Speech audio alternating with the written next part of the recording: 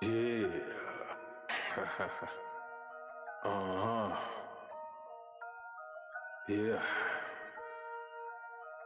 Shit. Grams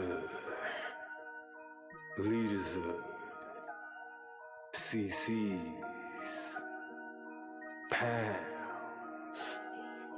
Close cash, close call, close encounter, close up, pounds of leaders of grams, get your dosed up, cut this up, host up, and get dosed up. This for them voted like the movement, make the most of. Monday night at 8, I can't wait to set you straight. These opinions and debates for them folk that can't relate. I got to elevate your mind through these signs of the time. Dishing out that medication for that deaf, dumb and blind.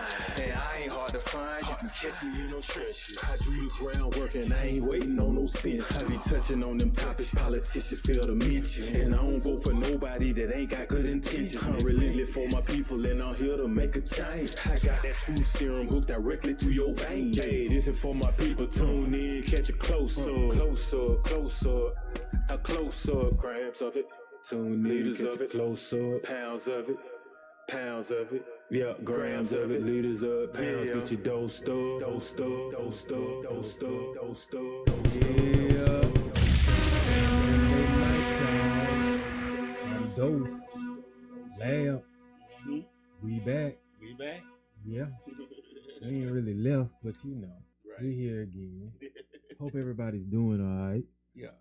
I'm doing pretty good. You know, actually had a good day, man. Oh, today? Yeah, you know, just really seeing what happens when you do your job the right way. Mm-hmm. And let's say outside entities come in and they kind of notice that and back you. Mm-hmm. And everything that you've been saying since you've been there, they agree with. And the changes are starting to be made because, you know, they put a little bird in the top dog's ear. Let's just say that, and you know, people started doing what they really were supposed to be doing. Okay, so all your hooping and hollering, well, not hooping and hollering, but observations, man, and assessments. Yes, because people be observing us. You know what I'm saying? And they definitely be assessing us and evaluating us. Right. So I mean, they should be evaluated as well. Right. And you know, I think that the people that's actually executing and on the tail end of it, doing everything, should definitely be heard. Definitely. That's the most important part. You getting the thing done. Right. But yeah, you know, that's just one thing I feel great about. But let me just gonna get on this weekend recap. Okay. And it's not necessarily a weekend recap. It is gonna tail into the whole week when I mentioned that I was gonna be portraying Everett. You know what I'm saying? That went down this week. And, Okay. How was that? That was interesting. I saw some people performing first, you know, like doing a little bit of music. So now I know if I want to do a song up there, I can do that. Okay. What I did like was if you were any type of the performer, like, because they had skits going on, they had people just, you know what I'm saying, rapping, they had like a little spoken word. So, but if you were going to do any of that part of that show, you had to like fill out some kind of like paperwork. Okay. And the paperwork was so, you know what I'm saying, they can get your contacts and things like that, shout you out and like look you up maybe if they need something else. Oh, okay. So once again, I think that's part of some good networking and communicating right then and there too. Most definitely. But I would say, judging by the crowd, they enjoyed the skit pretty much more than anything. Okay. And I saw some things, you know what I'm saying? I saw some people take lead. I saw some people improvise. Okay. That's the most important thing to do if you're not as prepared or if you fall off script, basically. Okay. Forget something. Okay. If you super talented, first of all, the crowd ain't gonna know because they don't know what you're supposed to be saying unless they've seen this before. Okay. So with that being said, all you have to do is maintain a rhythm with it, you know what I'm saying, and speak your mind to it, to be like freestyle it basically. Okay. But make it kind of like go with what's being said. Okay. And I saw someone have to do that. Okay. Me, I nailed mine, but I did do something different that I didn't expect myself to do while I was rehearsing and never thought of it going off in my mind. But as I started seeing how the crowd was reacting towards other people's performances before I went on, I was like, I know what I want to do. Okay. Because I was like, okay, all these guys that's beside me, they're just gonna sit back and say their lines and probably look like this a little bit at the, you know what I'm saying, the contestant. Right. And I was like, sure enough, that's what they did. But they turned a little bit like that. I said, me, I'm gonna step out of line and walk up a little bit, close the gap some. Okay. And hold them and just do this like I'm rapping or something. You know what I'm saying? Right. And that's exactly what I did. Then I fell back in line. You know what I'm saying? That made you stand out a little bit more. Man, that made her. She looked at. I could tell in her eyes, like, oh, I ain't expect that. Okay. You know what I'm saying? Okay. But all right. I've been advised. You know what I'm saying? Sometimes like be you, but be unexpected. Sometimes like make it a creative character. Okay. So I take that advice. Yeah, most definitely. You always take advice good. Oh, I appreciate you that. take advice that. well. Most people don't take advice that well, especially when they doing something they love to do. You try to give them advice about what they love to do. Oh yeah. They don't take advice well. But I gotta say, all the advice I done gave you about certain things about the podcast, you have taken well. So I gotta say, you take advice well, and you try to implement it as best you can. Yeah. It's always a learning process, and then I'm like this. You know what I'm saying? I like talking to my listeners. Like people are starting to give me feedback. Right. So I mean, that's what this is for. Right. Like I was telling you offline, not only about this podcast, but now at work, someone came up to me and they were like, "Man, I heard you be flipping tires." Right. I'm still doing that damn Super Bowl, you know what I'm saying? Right. Challenge. And I was like, "Oh, you heard? Well, you can see. Check this out." But that's why, you know, once I get into it like a rhythm and I want to be able to do it by myself in the basement, get all that cleaned up and stuff, right, I'll start giving the content for you. But first I want to get my gains out there. Right, you know right. So when I show people, I'm like, okay, this is actually working. I'm kind of like the guinea pig. I'm the trial and error with you guys. Okay. Well, I see you doing it. Oh yeah, I'm inspired by it. I got to get myself up and get going, but it's gonna happen. It's gonna happen sooner than later. Trust me. Well, like I said, it's easier now because I'm trying to look at this as a lifestyle. So if I miss a day, you know what I'm saying, I ain't gonna fret about it. I call that like a rehab day. You know what I'm saying? Or rest. You see what I'm saying? Yeah. And just go back in 2-3 days later or whatever. But you can't stop for months and then have to shock your body all over. That's the key right What's there. What's up, Miss Flowers? Since you tuning in. But a little bit more about the weekend recap or during the week.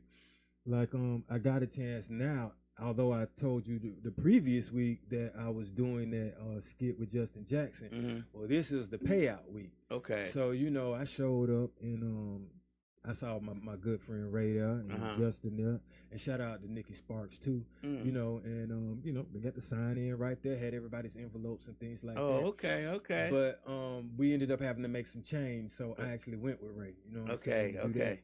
And that's when we got to talking about what's coming up next. Right, you know? right. The next exactly next step in the process. And we already, you know what I'm saying, ahead of the curve. So eventually he actually want to be on this show, and so I'll let him know, you know what I'm saying, I try to schedule that, because you know what I'm saying, folks like him, you know, have to take care of other people while he's still doing his own thing. Right. So we schedule that, make that happen, and man, I'm telling you, that's gonna be a funny ass episode. Okay. Well, I can't wait till that happens. Yep. Speaking of that, like he's a good father too. So is Justin. You know what I'm saying? So are you, so am I. And you know, we had kids, but now mine is grown, but I still look out for the youth, which is what this topic is going to be about. Okay. Because as adults, as a responsible person, I actually care about, you know what I'm saying, where they're going, because that's our future. Right. I see some of the problems, like on my feed, I saw some students jump a teacher, you know, and sometimes you look in the comments and you see that parents be ready to get in with that, and they want some smoke with that. Right.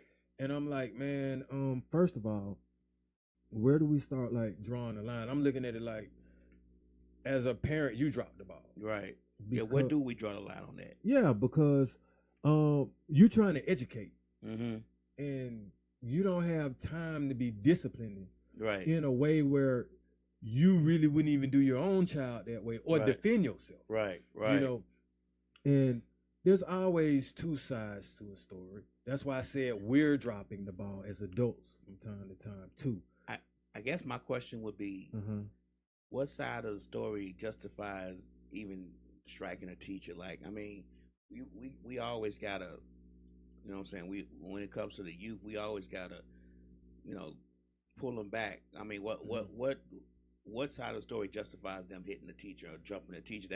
I don't think there's a side of the story that applies to that. Well, the topic today, Slick, is the youth and where they're going, right? Like, well, with that, but I mean, like, they're kind of our responsibility as well, and I mean, because they're our future. To be honest with you, we getting older.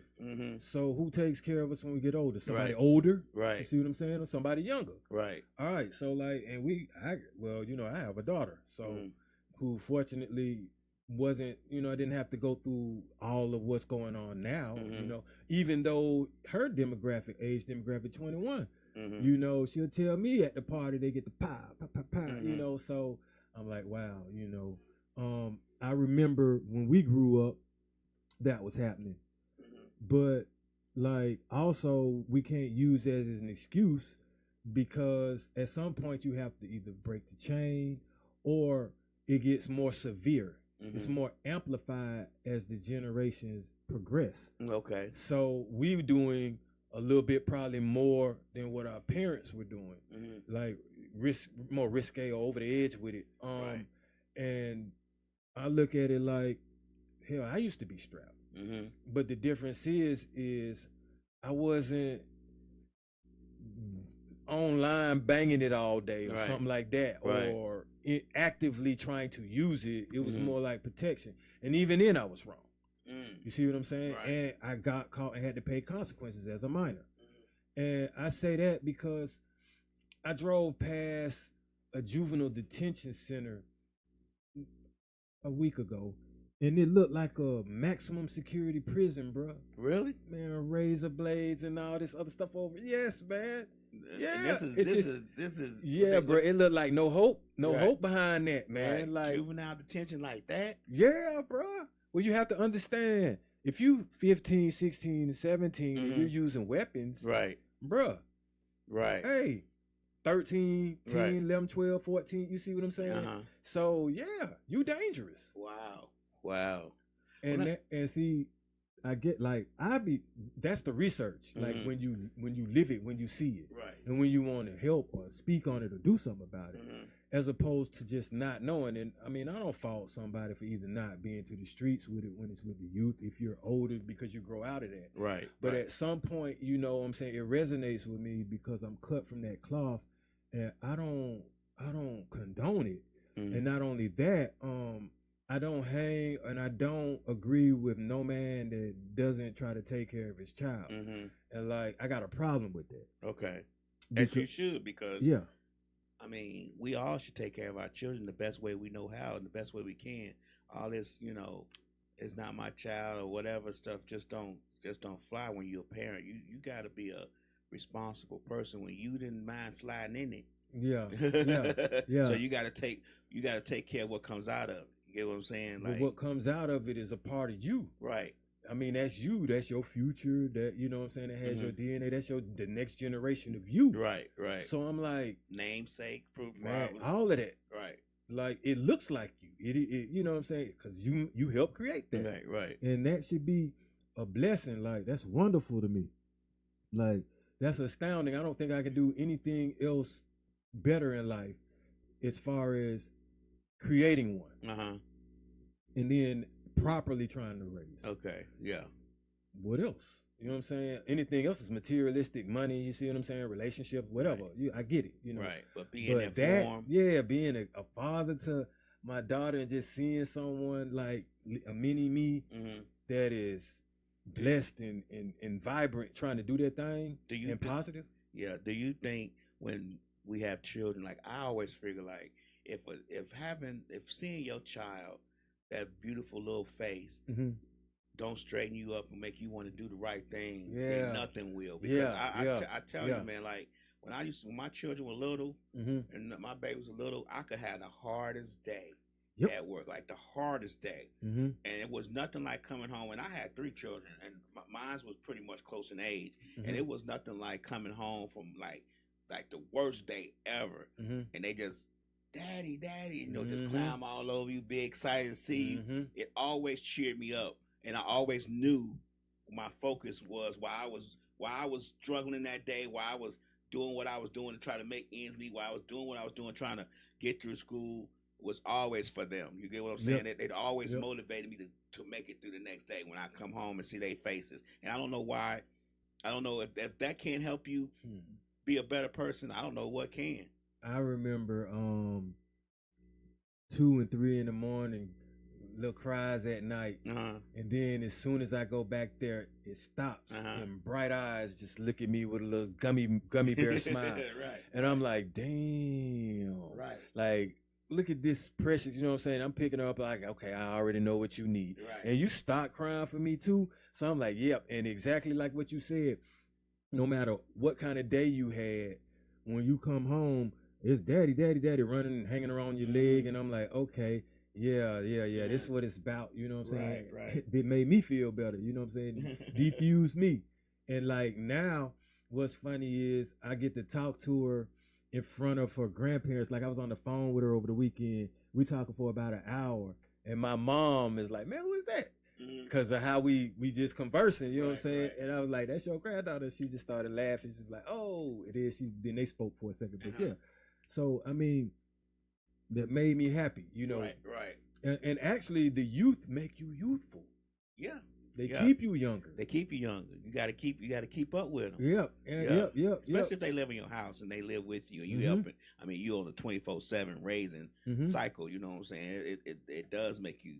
But I know for a fact, to just dealing with it firsthand, it always makes you feel better. Now, when they get older, it may be a little different. But when them babies and they little and they counting on you for so many things, it's like, man, I don't know nothing better than this. I mean, that's what made me choose a career. Right. Because I was like, man, if this precious little thing needs something to eat, I gotta be able to. You gonna be fed. Like, man, what I look like? You know what I'm saying? You crying because you ain't got nothing to eat now. Like, what kind of daddy am I? Really though, you know what I'm saying? I'll go hungry before you. Most definitely. You know what I'm saying? Most but we finna go put something on this table for you, regardless. And you know what I'm saying? Hey, it's survival of the fit for me, but you, not coming out the womb, you shouldn't be struggling like that. That's true. That's true. So, I also was like, man, because you know me with my notes. I got like, learn from mistakes to prevent my child from doing the same.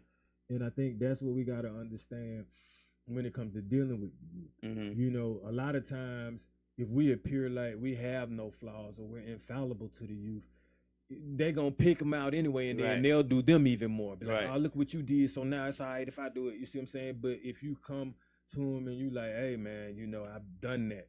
I see why you're doing that. I can relate to that. This is why you should stop.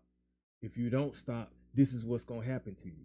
So you think that a good explanation as to why the consequences of their actions or what they're doing at this particular moment, and you being a person who's gone through it, they may take to what you're saying better, because they say you can't tell me how to get out of struggle if you never struggled. So here's the thing. All right, and that's a complicated question. I like that. Sometimes you almost have to tell them how to be better at what they're doing first. Okay. Then not do, like, all right, so it's hard to break, let's say it's hard to break a person out of hustling on the corner. Right. So what I would say to him first to even get any kind of respect is, why you doing that like that when you can do it off the hip and move in different locations? Okay. So now he know, at least I know what he about, what he got going on. All right. So with that being said, later on, I could be like, bro, I'm already calling you out. I know what you're doing. You obvious. You see what I'm saying? Why don't you come on over here? Instead of doing that, I put you put you in the script, get you paid for a second. Let's try to get you a job in the meantime or something like that. Right. And if that ain't enthusiastic to him, if he just got the hustle, then sometimes a bad apple is gone, bro. Like you move on to the next one. Okay. Rather than damn near get Caught in a up position, exactly, a position where you got to prove yourself or something negative happened to you, because that youth is a knucklehead. Like I said before in the episode, what's up, Alicia? I see you. Young dude was about to throw a rock at me. I picked up one and was about to do the same thing to him. Next thing you know, we not throwing rocks. Simple as that. But see, I didn't say don't throw that. Oh, that's what you want. This what you get. You see what I'm saying? But a lot of the times you have to be tactful and careful because you're dealing with the youth. And I understand the youth have a parent. And what do their parents think? See, I be thinking about that. You know what I'm saying? Because if I affect them in a certain way, I have to answer to that. Well, I look at it like I should. Like, I don't want smoke with the youth, or I don't want smoke with your parents either. But most of the time, I'm the type of person where if I see the youth is coming at me in a certain way or disrespecting my child, then this is what I do. Oh yeah, I'm finna find your moms and your pops real quick. No, we need to talk we got a call in. What I do? Just hit the speaker right here. Board, yeah. All right, what's up? This dosed up. Who's calling? Well, I just want to chime in a little bit and to speak on the battle you're gonna face with the youth. That's gonna be a lot hard for you to fight as an adult. Okay. The battle you're gonna face with the youth that's gonna be hard for us to challenge as an adult is the outside influence. Meaning, no matter what you do at home, no matter what you do in these programs, no matter what you do, what type of game you give them or whatever, the influence is what's gonna override a lot of it. You know what I'm saying? Yes, I got you. Due to the fact, though, you know, kids want to be cool in front of their partners. You know what I'm saying? So therefore, it's like no matter what you give them and how much you teach them and how much you give them the game, and once they spread their wings and they get around their partners and stuff like that, right now, the influence that they get from them is what, you know what I'm saying, gonna count. Yeah. So basically what I'm not to cut you off, but basically what we have to do is find a way to plan an attack. Hey, you be you, my nigga, no matter where you go, who you around. You know what I'm saying? You gotta breed leaders. You know what I'm saying? Somebody who ain't afraid to, hey, partner, you know what I'm saying? Even though y'all on it, I ain't on it. You know what I'm saying? Yeah. So that's the way that you gotta attack that, because like I say, a lot of times, you know, we do 110% at home was right for the kids or whatever, due to the fact that we done been there before. You know what I'm saying? It ain't nothing new under the sun. You know what I'm saying? It's all the same thing. So a lot of times when you tell kids, I done done that, I did that, man, you ain't did what I done did, man. We done did worse. Yeah. We done been there. You know what I'm saying? They don't believe you, though, because they're like, man, y'all can't do what we done did. But then when they get older, they start seeing the kids doing the same thing. That's when they get it. You know what I'm saying? Yeah. But not to hold up, you know what I'm saying, not take up too much time, whatever, but you got to breed leaders into them. You know what I'm saying? You got to show them that it's okay to be different than the crew. You ain't got to be what your crew is. You know what I'm saying? Yeah. Most definitely. Stand out. Yeah, and that's the way you're going to get through to them, because, you know, we can't see when they be with their partners. We can't see when they, you know what I'm saying? So, and that's, I actually got a pastor that talks to me from time to time, and he's behind them walls with them young with the youth. So he's reaching them while they're actually incarcerated, and I can tell you a lot of them regret it and they don't want to be there. So when I talk to these other youth, that's what I'm saying. But you mentioned leaders, and while I got you on the phone, while I was offline, I was telling Lab, all right, Dr. King was 26 years old when he pretty much joined the civil rights movement and got active like that. So 8 years from that, he was 18 years old, pretty much. So think of what influenced him and how he had to be to become what he was at 26. So that was a particular time when a lot of people wanted to be like that. A lot of people were influenced like that. He wasn't the only one young. He had people he went to school with the same age range. So, you know what I'm saying? It's not necessarily hopeless to breed and produce leaders again. It's just that the attention has to be given to us and people got to stop falling for the narratives in the media.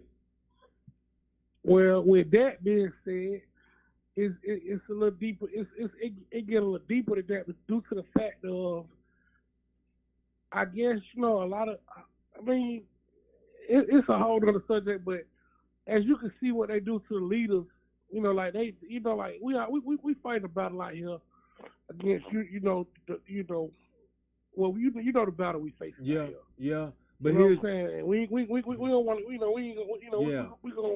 don't want to speak on the elephant in the room, but we just saying like how they cut out the head, meaning like, okay, all our great leaders, the Malcolm X, the Martin Luther Kings, even down to the Tookie Williams and even down like the Tupacs and the people who really have a voice, a platform, and the strength and the power to make a change. You see what happens to them, right? But check it out though, it's in the blood, it's in the bloodline. So you get your seeds planted, you have, children, and you instill that in them, and they keep doing it, and you make it a forever battle. Then just like we ain't stopping, you can't get rid of it.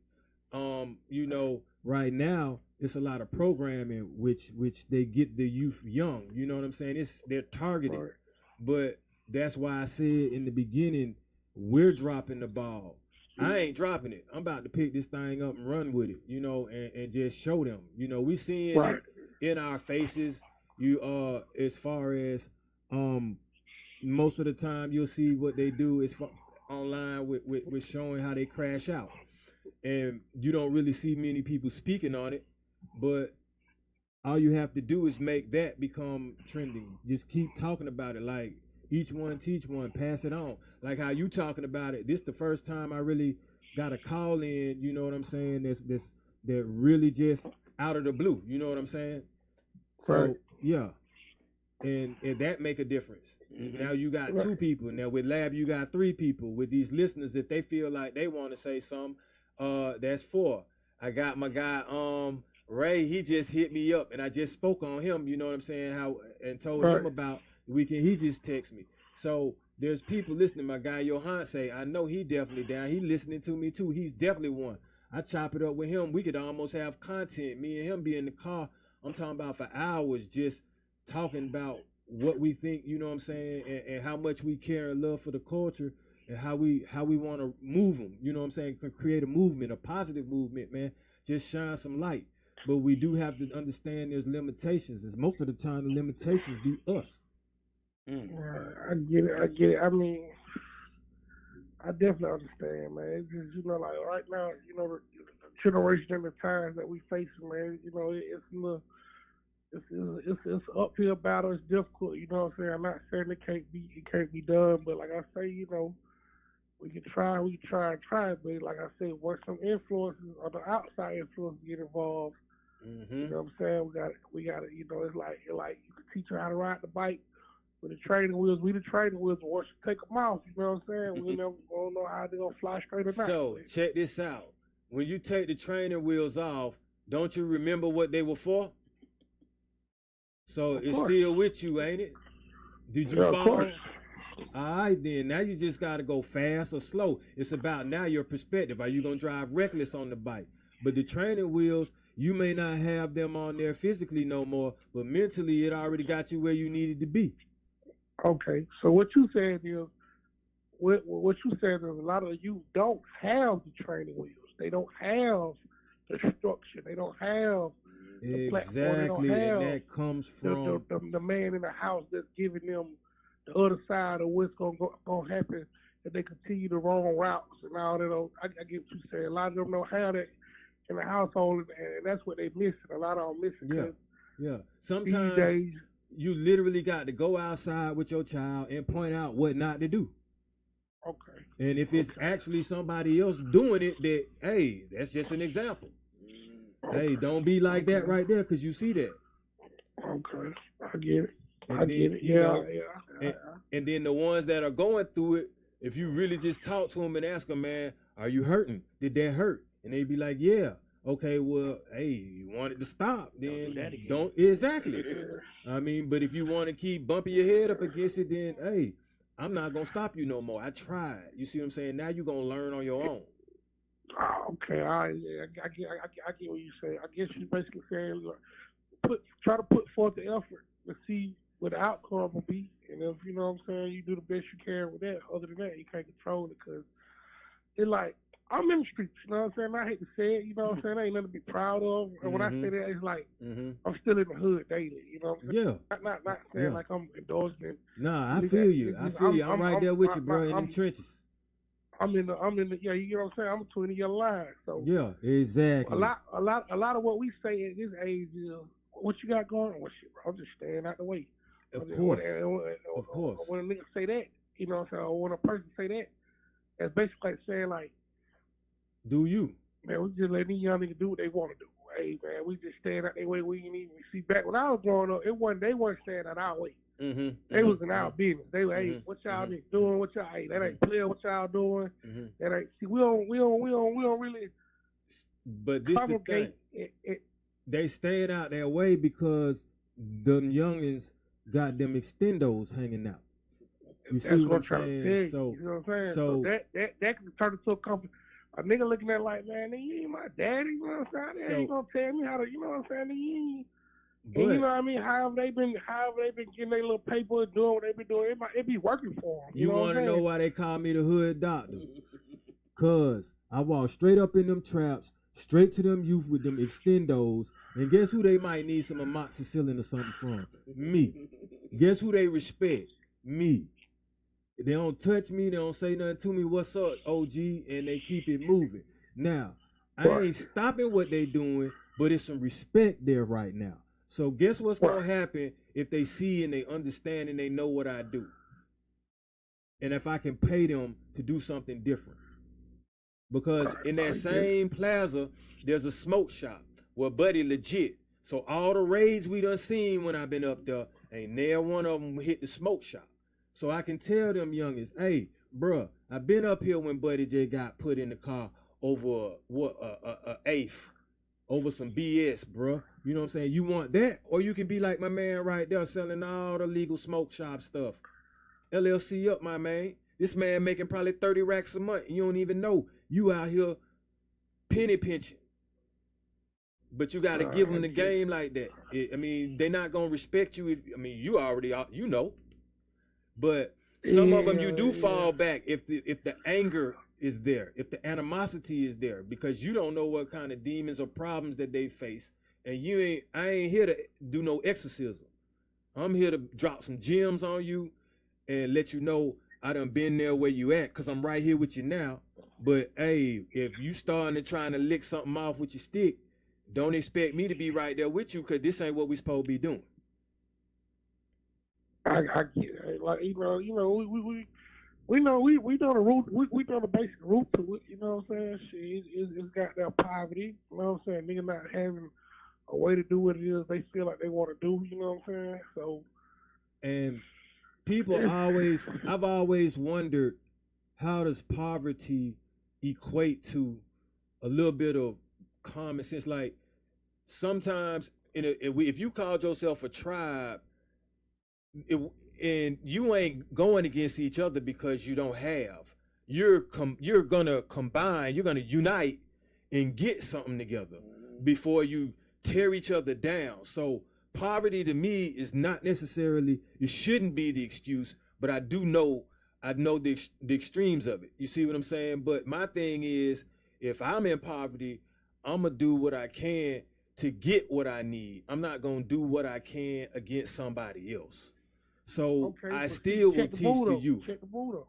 Not to cut you out, but that knowledge coming from a man who done been places, who done done things, who done seen things, who done experienced life, who done beat the odds as far as still living at this age or whatever. You know what I'm saying? Mm-hmm. At the age of the youth that we speaking of, a lot of that stuff don't register to a guy who looking at Instagram and he's seeing niggas pull up with big old how can I explain it? Big old goddamn truckloads of money. Niggas $100,000, 200,000 pictures and but guess what that does? And, you feel guess what that does? That entices the adults too. So see, this is all exactly. psychological. So but it's age, psychological. like, and once you understand that my mind is more developed than a teenager's mind because they still got to grow. You see what I'm saying? Right. Then you understand the dynamic of, but I could tell them that. Like, hey, bro, like the reason why you acting like that is because you're not my age. Like, you don't make it a myth. You let them know. Yeah, that's why your brain, you know, that's why you going through puberty. That's why you feeling like that. Like, I've been there, done that. That's why I know how to sustain. I know how to control myself. You don't. But see, the media is going to feed off of that underdeveloped mind and steer it where they want it to go. Either through teaching, through whatever, however they want to do it, through programming.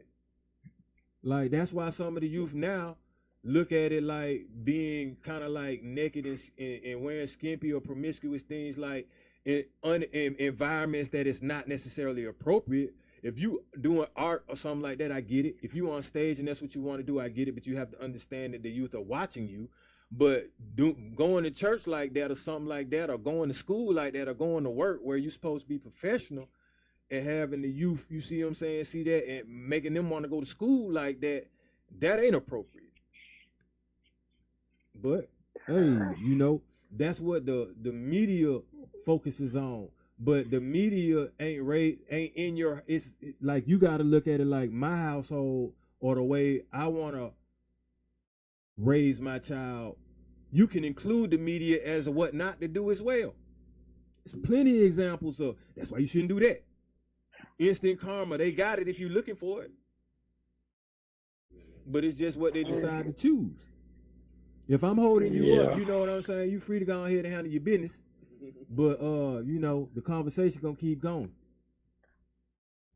I get it. Like, you know, it's like, that's one of those conversations where it boiled down to, like, you know what I'm saying, sometimes, like, and I'm 100% with, you know, a positive mind, a positive, you know what I'm saying, positive thinking. It's just like, you know what I'm saying, when we face scenarios, and sometimes, man, they talk to their face turn purple, man, but it kind of, you know what I'm saying, easy for us to get in there and try to get them the right knowledge and the right, you know what I'm saying, but then you got this guy right here, this, you know what I'm saying, this nigga, he's, hey, man, I can teach you how to scam, you know what I'm saying, I can teach you how to get down, make you a 20-30 ball in a week, and this, and, you know what I'm saying, who you think they gonna listen to more? So this how I look at it.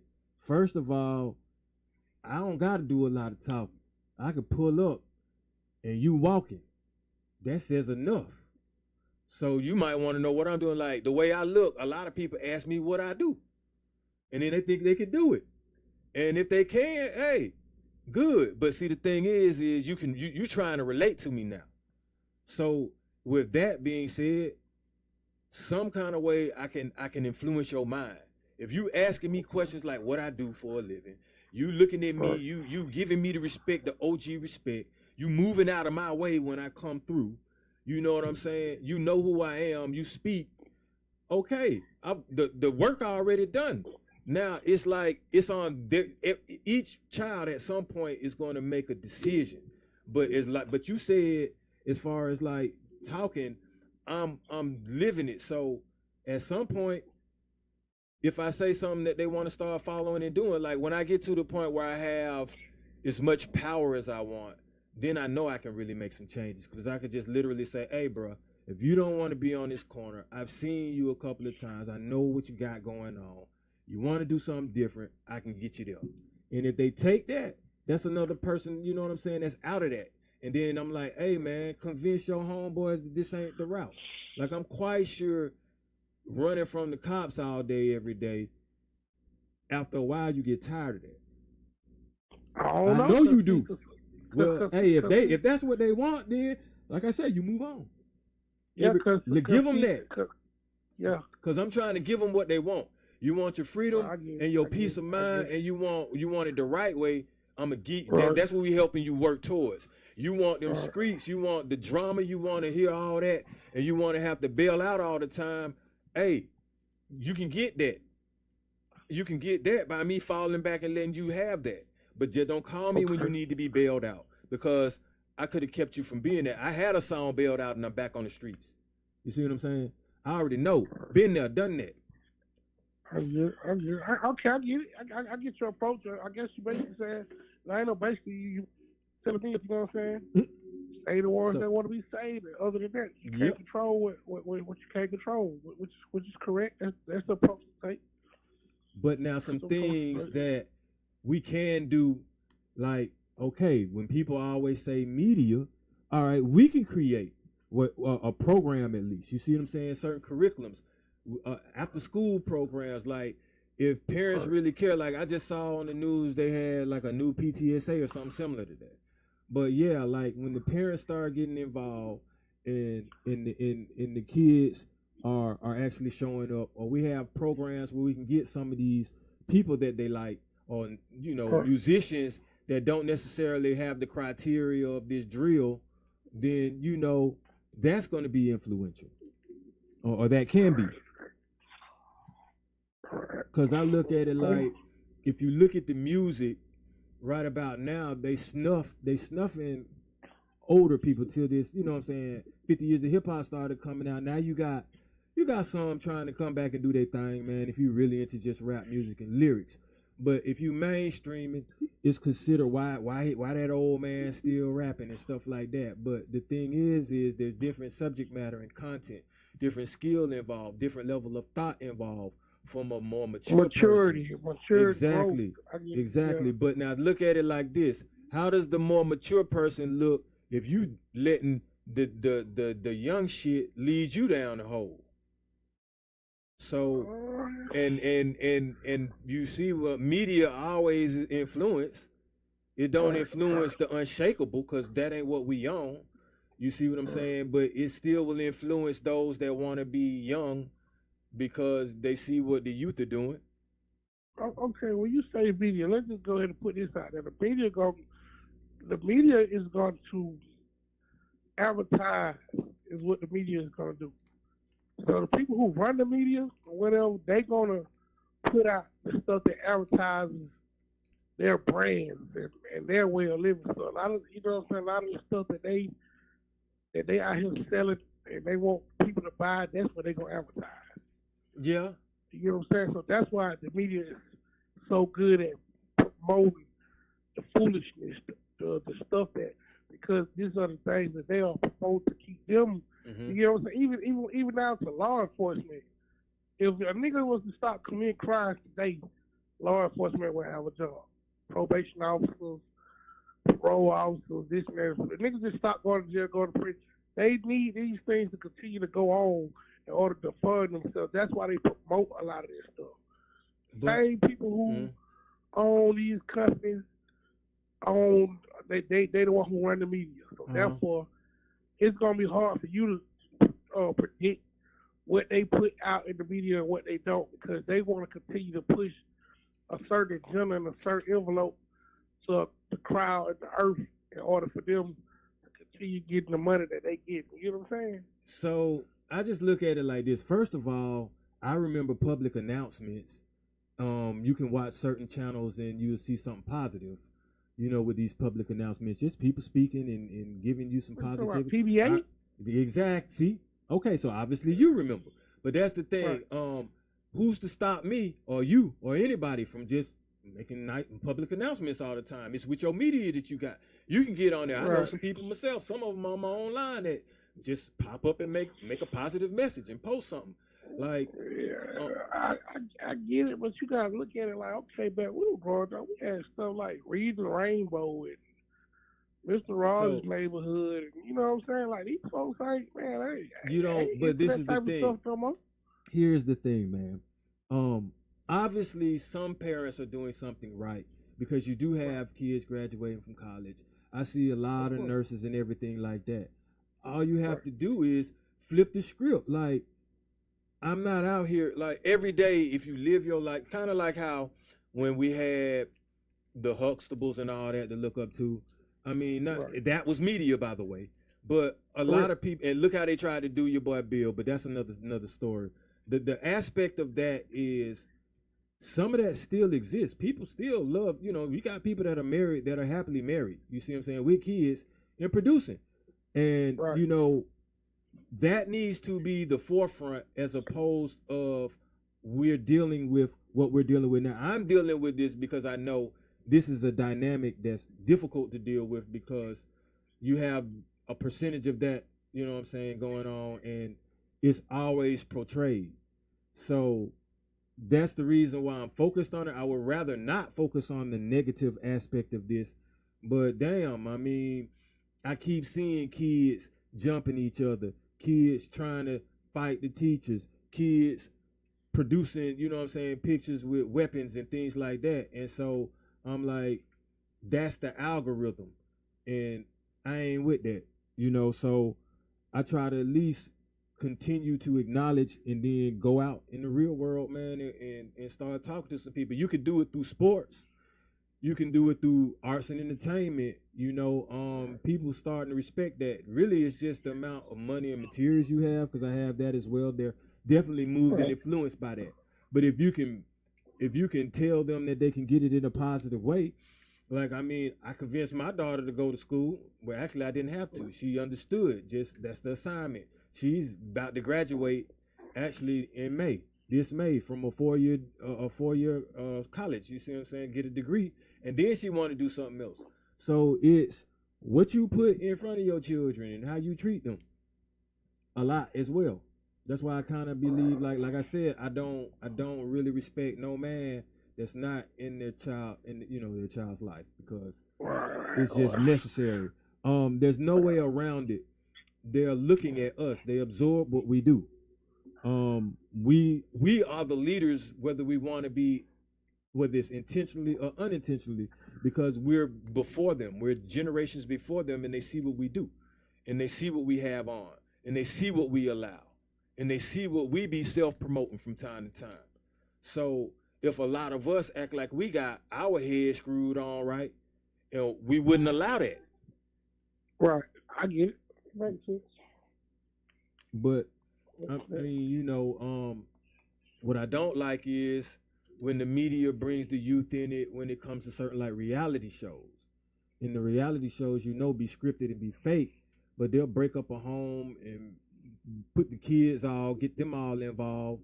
You know, when that's just, to me, it's just bad publicity, and it makes it seem like what some of the other kids are going through is okay, just because they can relate to it, when it's not necessarily okay, and maybe they need to be seeking some kind of help.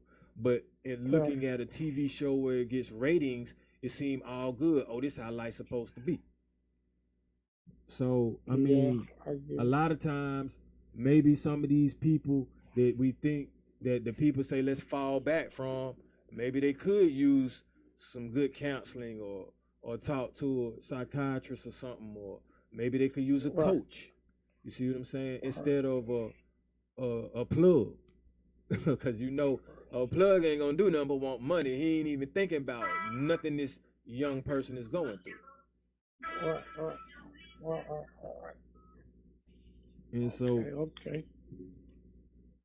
There are. I ain't gonna hold y'all up. I ain't gonna take too much of y'all time. I just chime in, you know, Appreciate you for calling in, man. You can call in next Monday or any Monday you like. Okay, man. Good luck, man. I have a good one, man. All right. Appreciate you, D. Thanks. All right, no problem. Yep.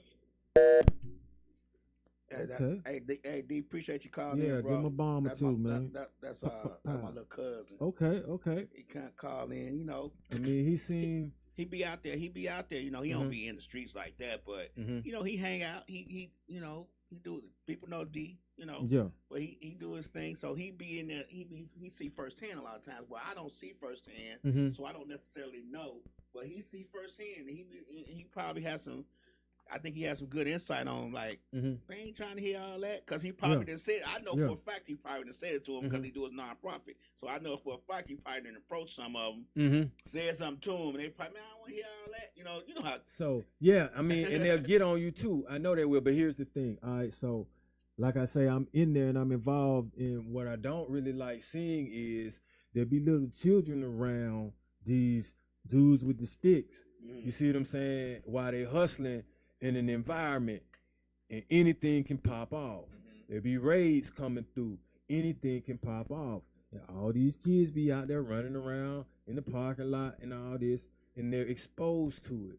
So right then and there, now you got all these different generations and their mind is tainted. They're gonna think this is cool because this is what I grew up doing. This is what I grew up seeing. Well, see that goes to a point that you guys both made. D made really good was the outside influence. You just said the young kids around these kids with the extendos. Now they influence because they see what they doing. That's the outside influence. They may go home and be different, but when they go outside and hang out with their big brother or their cousin or whatever, they see what's going on. Now they influenced by the bad things that they see. I guess my question is, why do our children? Well, I guess I don't know if they any more angry than before, but why do they seem so angry? Why does it seem to be such a crash out mentality about certain small things that we would think would be small? That's what I was about. That's what I don't know myself, and I was about to ask. I kind of get an idea, I know, but that's what I was going to say. Man, when I see them, I look how angry and upset and disturbed that they are. And a lot of the times it is because they don't have a father, or it's because they're hungry. It's because they don't have certain things possibly to get the girls that they want, right? Or they ain't doing good in school, or they feel like they got to be tough to protect themselves. They ain't got no clothes, so people talking about them, so now they want to fight. Or it's another person that don't like them, and that person can beat them up. All these different factors go in, plus the fact that they think they actually just have to be tough anyway because they're supposed to be cool and be intimidating. If you intimidate somebody, ain't nobody got to run up on you. I mean, like, when you out there with the wolves, you understand how to be one. There have been times like, okay, I tell to you like this, you're going to be a different kind of person walking the street at 2 a.m. than you would be at 2 p.m. So these kids are the 2 a.m. version all day. Okay. You see what I'm saying? They're stuck on what they see that might be a glitch of negativity. Like, I want to be like this rapper right here. This rapper right here is like this all the time. And they can see that rapper all the time. They can look at their phone and get that energy whenever they want. Oh, okay. Yeah, I get what you're saying. If they got a phone, some of them might be mad because they don't even have one. And now they really upset. You see what I'm saying? I think they all got phones. Some kind of way they all get phones. Yeah, if they got to take yours, they got one. You know what I'm saying? They got phones. That ain't the problem. Oh, I'm going to tell you another thing, too. Because I realized this when I was young. When you have that peace, you got power. You got power. You got grown man power. You see what I'm saying? You got unexplicable power because you know you can pull something out and then everybody's scared. So that's a big responsibility. You see, they don't look at that as a responsibility. They look at it as a badge of courage now, a battery in their pack. Oh, you don't like me, you don't like what I'm doing. I don't care who you are. Right. I can handle the situation. Right. But that's why you have to have a developed mind and understand how serious your anger can make one situation be a couple of seconds, and now your life is, you know what I'm saying, 30 years better behind bars. Or you're in the youth detention center to be processed into another prison afterwards. Yeah, because you got to do the youth here, and then you got to go to regular grown prison after that because you're not getting free. Yeah, you're exactly. just transferring. Yeah, you did has been so bad that, you know, I guess even though I grew up on the west side of Chicago, and it was I don't know if it was, I can't say it was rough, but it was where I lived. But I just never chose to be a person that was just in the streets. But I had a lot of other, like Dee said, I had a lot of other outside influences. Like I had just people in the neighborhood who I didn't want to disappoint. Not necessarily my parent, my mom, or anything, just other people. So my influences were different because I kind of stayed within the neighborhood. And back then we kind of just stayed with the neighborhood. And then when I went to visit my grandmother, the neighborhood was a 3-block radius. It was we had a bridge that separated us from the rest of the world. You didn't go across that bridge, and it was our 3 blocks, you know. And we just had a different experience. Now we all was struggling, but it was just a different experience. I never had we never necessarily had a street mentality. I don't know why that was, but so I can't really speak on how to, you know, well, we did this and we did. I can't say any of us did this or we did that. We just kind of lived and enjoyed as much life as we possibly could with the limited resources that we had. What do you think would happen? Let's say if this generation had a Dr. King, a Malcolm, a Huey, a H-Rap, a Stokely. You know what I'm saying? Angela Davis's. Would they like, still? Would they? What if they had all of that at one time, just like that? With their same mindset.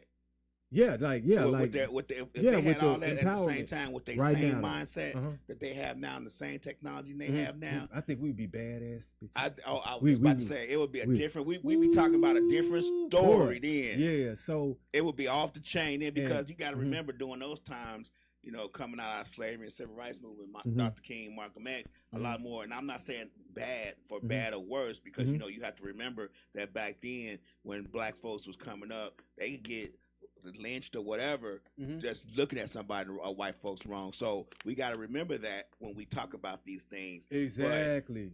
Because they was a little bit more docile. These kids today, with that kind of direction of Martin Luther King, Malcolm X, Huey, and all that, it would be a different beast. And I mean, it would be a beast. Yeah. And so my thing is, why can't that happen?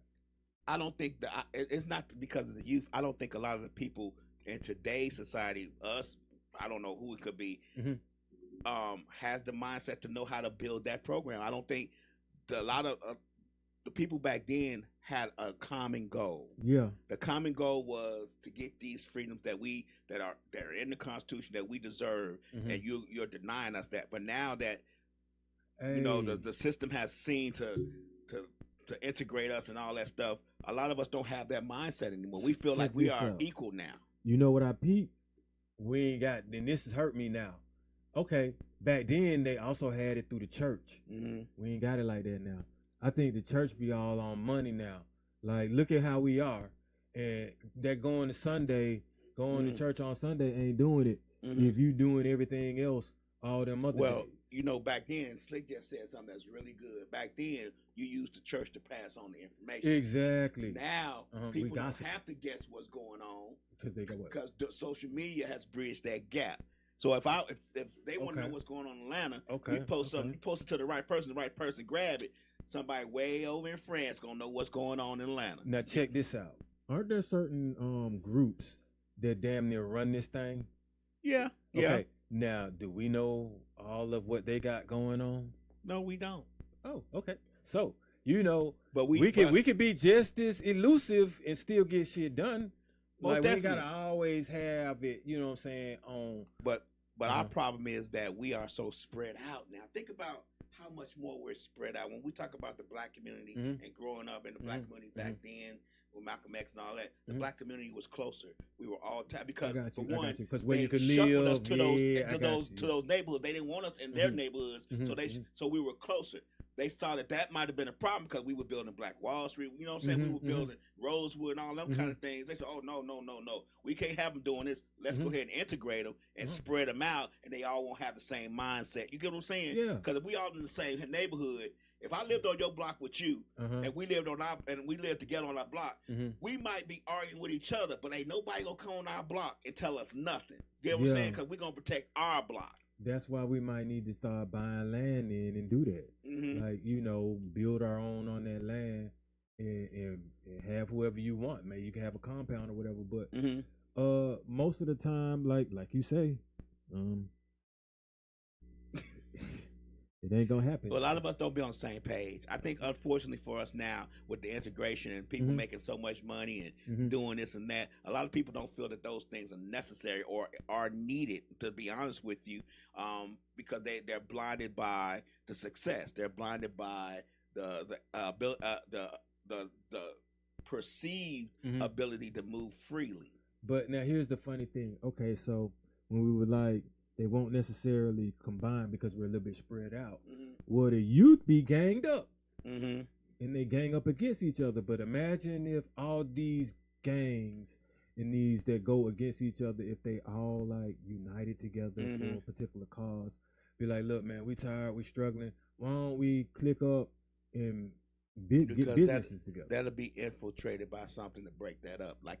We had the issue in Chicago. You know, I'm from Chicago. It's a big gang city. Oh yeah. At one time, they had a truce. They had nothing was happening. Nothing was moving. Nothing was going on. They got together. They did their thing. And the problem was the police was like, Oh, so they they did something to break that up because I don't know what I can't speak on exactly what happened, but it was so quiet. Things was still money was still being made, but it was made so quietly, under the cover. There was nothing. You know what I'm saying? It's like, well, you know, it was like how you see tumbleweeds. Man, yeah. Tumbleweeds was going down the street because there was no violence actions really going on back then. So that had to be broken up. Let me tell you something. Like they said, policing, prison, government, all that is big business. And if we all stop doing that, they gonna try to figure. If they start with the crime rate dipped when the black community, they got to figure out how to break that up. Well, I mean, of course they will.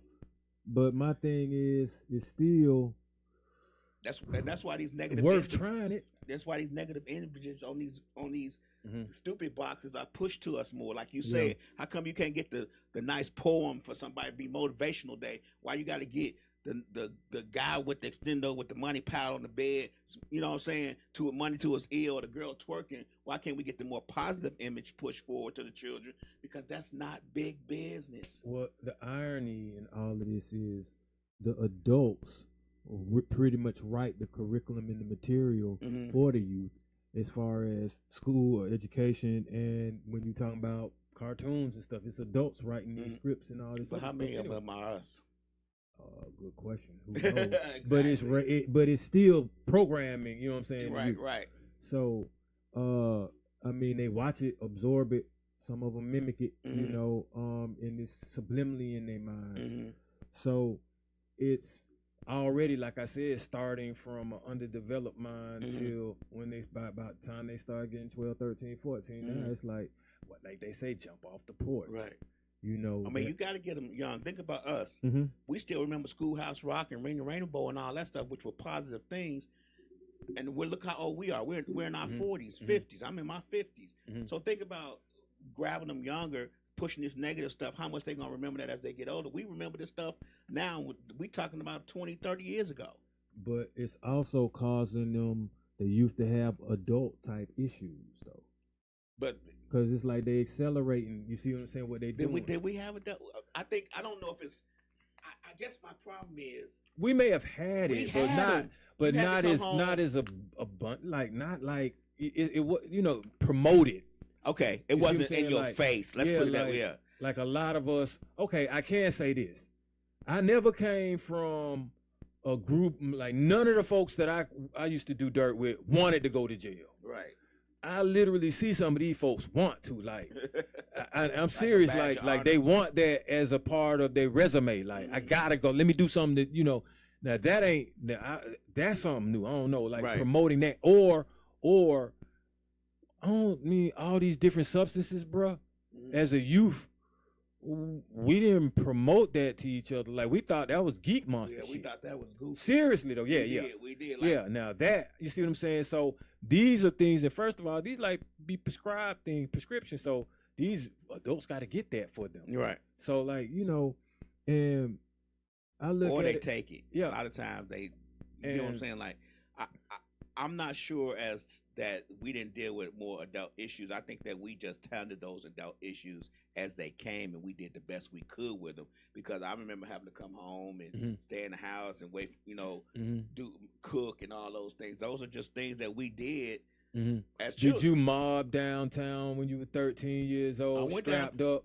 No, and get into it? Like I said, I told you, that wasn't something that we did, but we did all get together and go downtown. Yeah, but was your intent to harm someone? No. We just trying to have a good time. See, Slick said social media makes jail look fun. Yeah. Think about that. Doable. Everybody be running around with the ramen noodles and look at what I got. I got these packs of this. That's it make it look doable, bro. Man, shit. I like that word. Hey, try doable after doable. Try 1,300 days in there. Think that's doable. See, when you start peeling back them days, years might sound another thing. That's still a lot, 30 years, but man, day after day after day after day after day. When you wake up and reset and you in that spot, you ain't at home. I am Cooley Slim yesterday on the podcast said, you be in the jail and you be in there for 5 years, and then you realize I still got 30 more to go. Oh man. You know what I'm saying? Oh hell no. And I don't think a lot of these youths understand that once you do something so traumatic, so traumatizing, that you're gonna have to pay the consequences of them things. And jail might look doable on social media until you're behind the bars and you realize you got 45 years. Oh yeah, and you ain't coming out. Yeah. Right. Oh yeah. You're gonna be an old man when you come out. Right. And then I see a lot of the youth they look depressed. Yeah. And like I talked to my daughter about that, depression and things like that, because I tell her, man, everybody loves you. You have no because depression, everybody is depressed at some point. You just don't want to let that be an everyday thing, and then it becomes to the point where you may have to have some type of medication for it or assessment for it, therapy for it, shall I say. But so first of all, I'll tell her, if you're upset, that's cool, but the upset, but if it changes your mood all the time and it keeps you from progressing and it makes life become an obstacle, then let's talk about it. But a lot of the times, I guess parents may overlook and see their problems that the kids are having and not looking at it as a depressed kid or a kid that may be stressed or something may have happened to them, and they just let it go like, oh, they like that. They like their daddy. That's why he ain't never around. Sometimes, though, I want to say sometimes when the parents are depressed, they may not notice the depression, because you got to realize that if I'm a parent and I'm struggling to make ends meet, and I know I got these children to take care of, and I know they got to eat, and I can't figure out what we gonna eat today, I'm depressed too. So I can't see their depression. I can't see my child's depression because I got so much on my plate and trying to fix that issue. I'm trying to fix their issue. And I'm carrying the issues, and I'm depressed. So if you're depressed a lot of times, and I'm telling you as a person who deals with depression and anxiety, you can't see someone else's depression because yours is so blinding. So you're absolutely right about that, and I had to deal with that. What up, Artie? What's happening, man? Of course, my bad for cutting off. I need to see you there tomorrow. Yeah, that's one of them guerrilla gangs, But yeah, I realized from time to time that I could be depressed. So what I had to say, and I was like, so I would literally start telling my daughter, like, I'm new at parenting. I ain't never been a parent before. So you got to tell me if it's something that I'm doing that just stress that you don't, And I would look at it. I also tried to view her like from an outer body experience. Like I have to look at what she's going to go through because I'm going to affect her. And I understood that, like, whatever I'm going through is going to affect her if I project that onto her. Right. You around me all the time. It would be the same as if we were roommates. If I'm going through a lot at some point, slamming doors and stuff like that, playing my music all loud or something, you're going to be like, at some point, hey, man, you okay? So is something wrong with you or something like that? So, yeah, and I get you with that. I'm going to tell you what, dealing with my children. My children, when I was younger, I had kids young, 18. I got married at 18. Okay. Sometimes when you're trying to raise a family, and a family of two, and then a family of three, and then a family of four, you carry so much weight on your shoulders. Not just me, my ex-wife carried the weight too. Sometimes trying to figure out what's wrong with the child is minimal. Because I'm thinking about, I got you. If I can fix what's wrong with me and us as a group, the child's problems will go away. You get what I'm saying? I see what you're saying. Yeah, you get what I'm saying? If I can fix this, your child ain't gonna have one. Because my child's problem has something to do with what I'm trying to fix. So if I fix that issue, whatever the issue may be, then the child's issue go away. Now the child's issue may be something that's not attached to that, but at this particular point in time, I'm trying to fix this. I got you. You get what I'm saying? So sometimes it's just. As you should be trying to fix it. You see what I'm saying? Because if you don't, then your child definitely going to be going through it more. Because you're going to be rocked even more, and then it's going to affect probably some type of financial thing.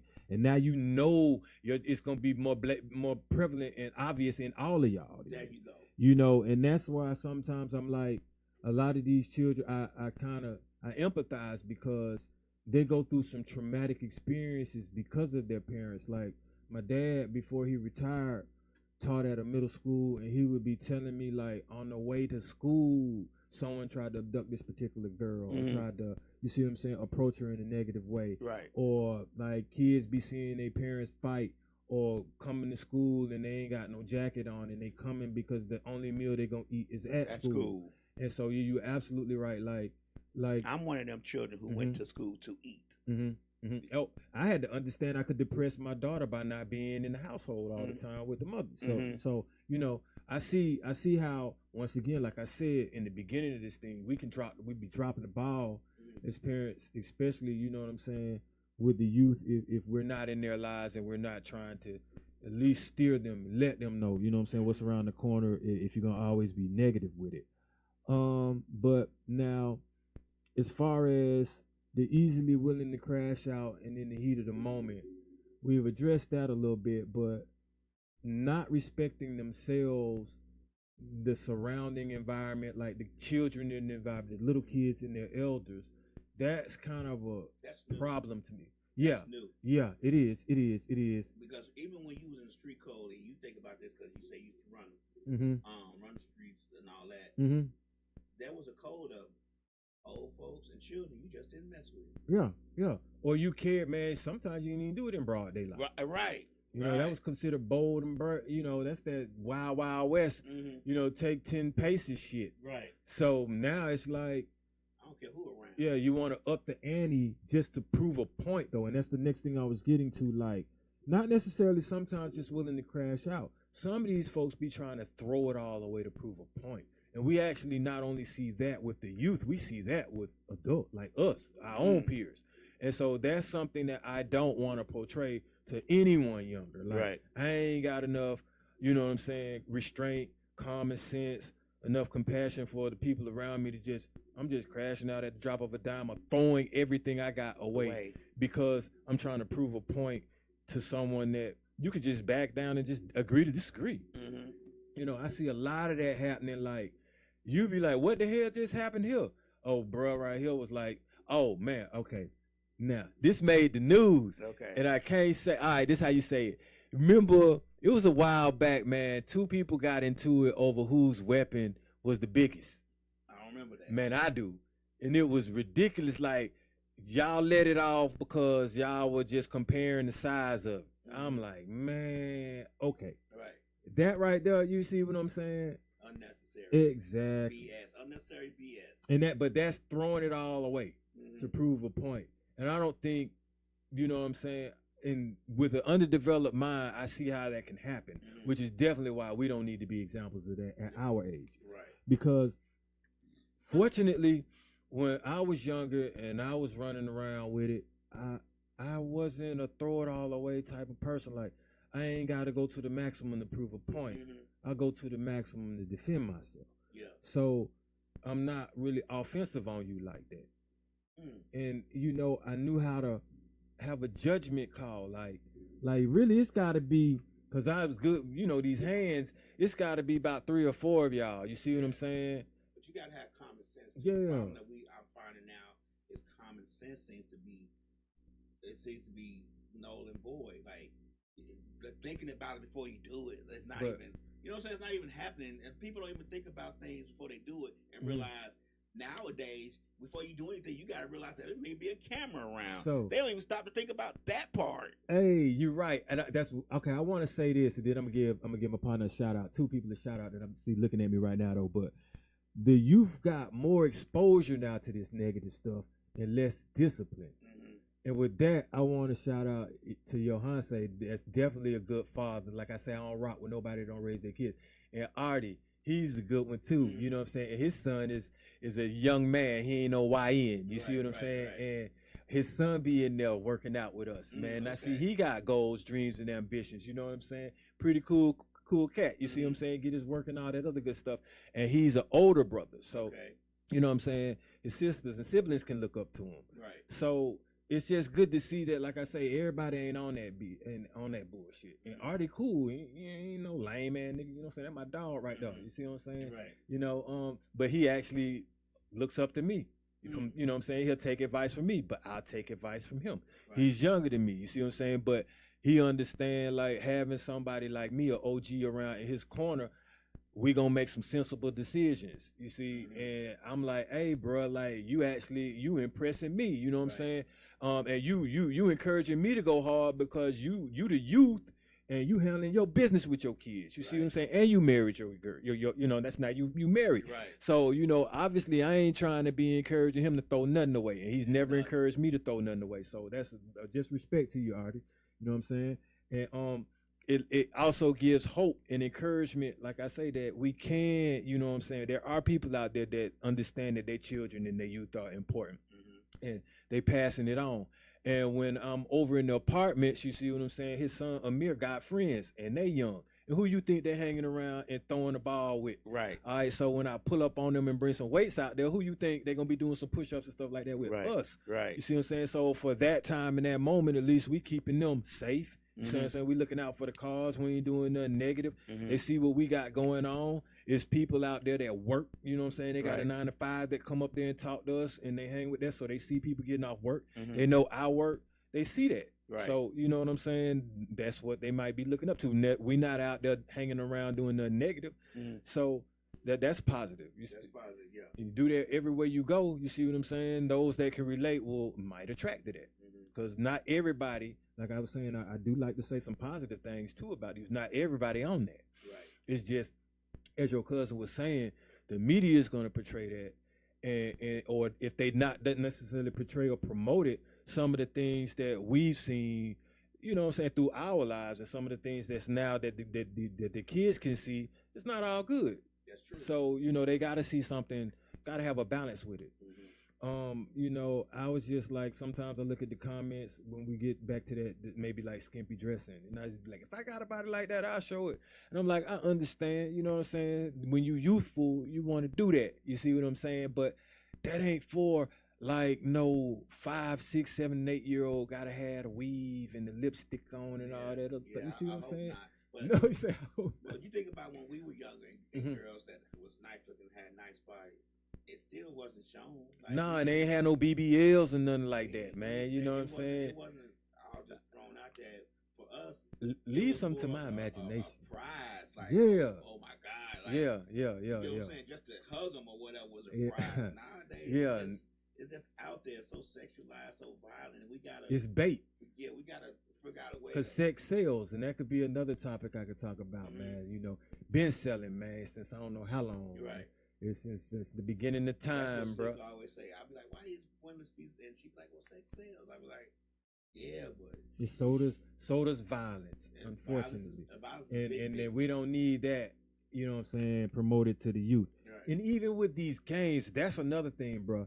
Them Call of Duty games, man, they are so influential to the gamers that do these things. And a lot of the lingo, bro, that drill rappers use from the game. Hey, man, I'm just saying, you know, and it's getting to the point what they be calling them hats. Yeah. You know, hats represent certain things. So I'm like, man, you know, I haven't played a game. So I haven't played video games since like on a daily basis, like every day since NBA Live '96. That's how long ago it's been since I played. Like every day I would come in and play. Play, you know what I'm saying? Like every day. What was that on the Sega? You had PlayStation? Okay, yeah. Every day I would play that. Like it was just, we had a whole neighborhood battle going on. Everybody had their own teams and everything. So I haven't played since then, but Slick says any kind of mess sells. Oh yeah. Drama and mess.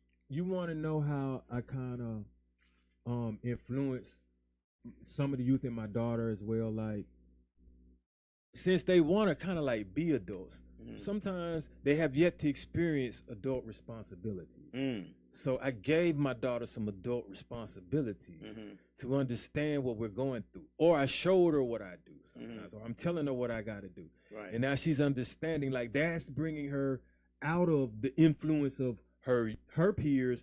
Cause like, okay, no matter how much you're trying to influence me, you're not doing what my dad just showed me. Right. And if I want to get to that level, I can't necessarily listen to everything you saying because you don't know and ain't seen what he's doing. And that's how you start kind of making them distance themselves from some of the moves that their friends may make. Because I distinctively remember my daughter calling me like, Dad, I can't really hang with them right about now because I'm trying to make some money. Everywhere I go, they ain't got no money, and I be having to pay for their stuff. Right. I always got enough for me, and I'll share for them. But I kind of don't want to necessarily I have to be that. You know what I'm saying? Mm-hmm. It's like y'all, you coming broke intentionally now, and I was like, well. Welcome to the adult club, you know what I'm saying, where you're responsible to have what you need for what you want, but other people aren't necessarily like that. I said some people never grow out of that. That's true. You know what I'm saying? But I was like, imagine, how I would feel if you wanted something I ain't have it for you. Right. So that's a lot of the times, because I'll go back to this, the youth are very passionate and emotional about trends and what each other are doing. Mm-hmm. And not necessarily what the adult or the person ahead of them that's been there and done that is doing, unless it's something that they can relate to that is gimmickish or whatever, or that's what's trending. Like I said, what else I got right here, man? Oh wow, I've never done this, but some of these youth, because of what they're going through, the depression or how they think, they actually take their parents for granted. Because they're not living a certain lifestyle that they want to live. What if they want all that Balenciaga? You see what I'm saying? But the parents can't afford that. And so now they acting out. They out there in the streets trying to make something so they can have whatever they want. Look like they friends or whatever. Or look like the celebrity or the rapper that they like. They say, hey, man, Vaughn had the Balenciagas. I want some. Right. So, but the moves that they make when we're not around is the ones that matter. Exactly. Yeah. But remember the training wheel we just talked about? Yeah. So that's what you hope they remember. Yeah, I never really wanted to just admit to myself that I'm not with my daughter 24/7. Mm-hmm. Physically now. Right. But mentally I've got some lessons that she, damn, I see me. I see she moving better than me in certain areas. You will hope that's the case. Yeah, so as far as this one, not your child, but I would say that about my children when I was coming up. I can't be with them 24/7. I hope they take the lessons that I instilled in them, know to move better. Yeah. You know what I'm saying? Yeah. So with that, then, because I know they see money, they see materials and clout as respected success, no matter the route that was taken or the morals to get them. I had to show my daughter what time it is. You want some of this money, this is what you got to do. And I'm like, look at what you see me doing. Look at how you see me making it. Look at how you made it. Look at what you're doing. Look at how you're excelling.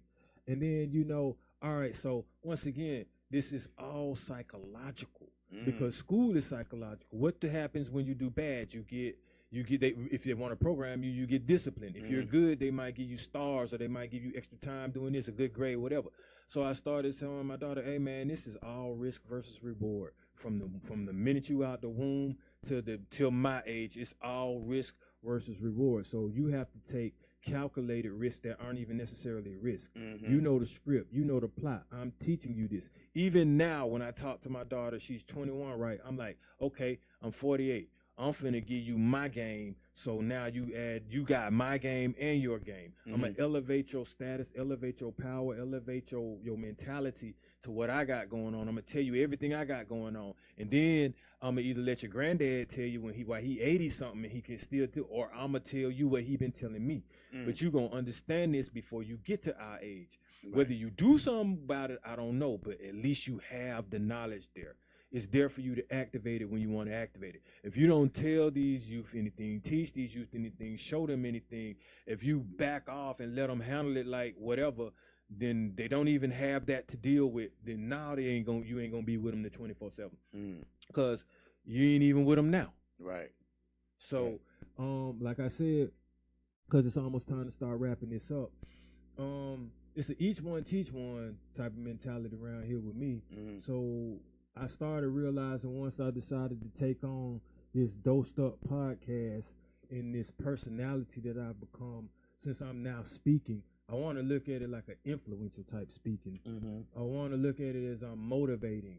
But like when I grew up, we had youth motivators. Right. So I think I want to be one of those as well as motivate my own. I'm just a motivator, period. But when I'm around the youth, I'm going to let you see what's real and what's not necessarily negative. So with that being said, we're going to get our physical education on. We're going to be exercising when you're around me. Mentally and physically. Exactly. No reading, no writing, no journaling. Yep. Oh, and then I even tell you what to put in your body, because a lot of times we got to understand maybe what these kids eat could be triggering some of these emotions, bro. Like, or what they're lacking, what they don't get a chance to eat. The lack of nutrition. Being hungry, man, can make you act a different way. You see what I'm saying? Definitely. Make you act off the chain. But also we got to understand, you know, just because they may act a certain way, not to necessarily just neglect and abandon them as well. Like, at least give them the benefit of the doubt. Exactly. And talk to these youth. You know what I'm saying? When you walk past some of them. But understand when the situation may be a little bit out of your hands, and respect that as well. But if you got kids in your life and you teaching them on substance, and you pretty much are distancing them from all the negativity and violence, but you still understand that there's outside influence and they still on their straight, salute to you. All right, so appreciate y'all for tuning in on this Dope Stuff episode. We'll be back next week. I'm out.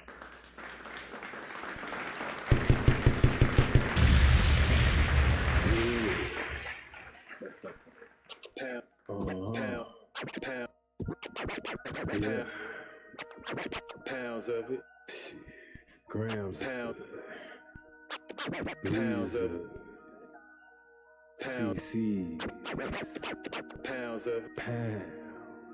Pounds of Close cash, close call, close encounter, close up, pounds of liters of grams, get your dose up, pounds of host up, pounds and get those up, pounds for him voted like the movement, post up, pound night at 8, I can't wait to set you straight, these are things in debate, for them voted can't replace, I got that pound, elevate your mind, pound, signs at a time, this pound, that medication for that deltomy, that pound, hard to find, I'm kissing you no trenches, I do groundwork and I ain't waiting on no sense, I be touching on them topics, politicians fail to mention, and I don't vote for nobody that ain't got good intentions. I'm related for my people, and I'm here to make a change. I got that true serum hooked directly through your veins. Hey, this is for my people. Tune in, catch a close up, closer,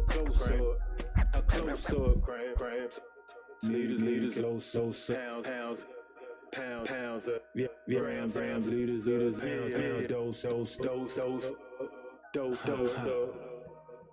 get those stuff.